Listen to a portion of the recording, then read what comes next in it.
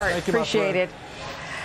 Sean, I want to begin with you, and I'd like to hit on what Caitlyn Jenner said about trans athletes and trans students, because she also said that these are individual cases. But as you know, there are policies being created around the country based on these individual cases. Yeah, no doubt. First off, I'm going to go watch Lawrence's speech. It looked really great on crime, and what a great message. So I'm going to go back and watch that on Fox Nation. But to your question, Caitlyn Jenner is learning the dark art of politics very quickly. Say one thing one day when it works, when you're fresh on the campaign trail, but say something else once you've polled it, right? And that's exactly what she's doing.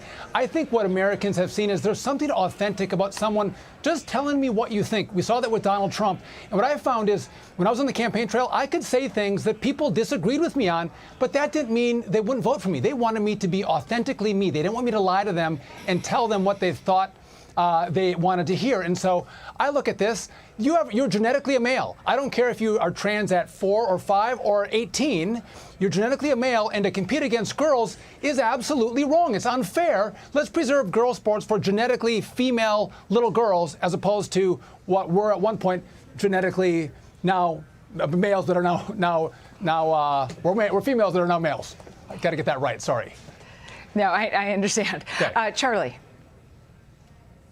Yeah, Caitlyn Jenner flip-flop, may not be the greatest politician on earth, but at the end of the day, Caitlyn believes is pro-police, pro-border, and understands that it's insane for biological males to compete against girls in girls' sports. And that is a tremendous improvement over many politicians, probably most politicians running for office or currently in office in California. Yeah. And Tammy, also, I just had one question for you, because running for office in California is very different. Oh, sorry, Sean. Tammy's not available right now. Oh. Sean. Yeah, but I want to talk about the politics of this just a little bit more, because running in California is a very different thing than running any other in the state where you're from. Yeah, no, it is. I mean, you have much more liberal voters and politics in California. In Wisconsin, we're kind of a purple state. We have a very conservative base.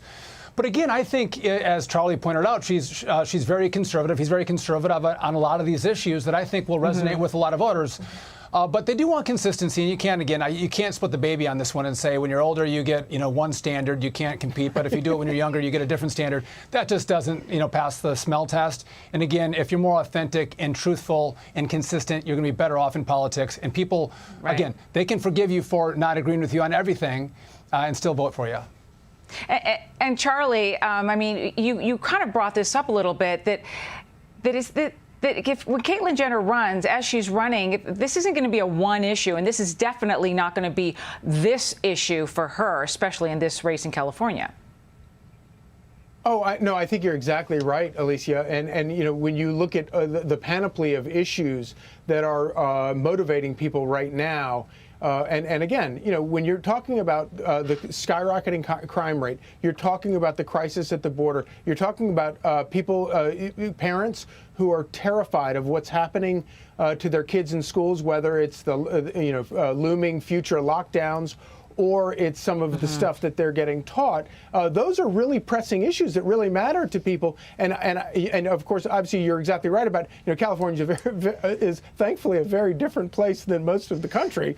But these issues matter to them just as much as they matter to people around the country. And they matter to Democrat voters as much as they matter to the more conservative base in Wisconsin. These are not 50-50 issues. These, crime is a 90-10 issue or a 100-0 issue. Nobody wants crime in their neighborhoods.